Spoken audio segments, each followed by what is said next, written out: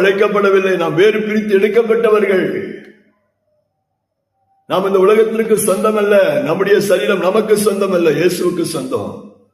நாம் பரம தேசத்திற்கு, பரலோகத்துக்கு சொந்தக்காரர்கள். நாம் இந்த உலகத்திலே நாம் அனுபவித்துக் கொண்டிருக்கிறவைகள், நமக்கு இருக்கிற எல்லாமே அழிந்து போகக்கூடியது, எல்லாமே மாறக்கூடியது.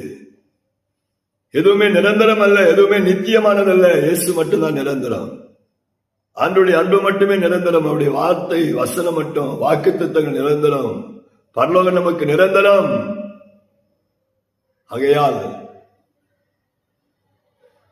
நான் ஆண்டவருடைய சமூகத்திலே நம்மை ஆராய்ந்து பார்த்து, எனக்கு இயேசுதான், அவர் எனக்கு போதும், அவர் எனக்கு நிரந்தரமாக இருக்கிறார் என்று சொல்லி அவரையே நான் பற்றி பிடித்துக் கொள்ள முடியும்.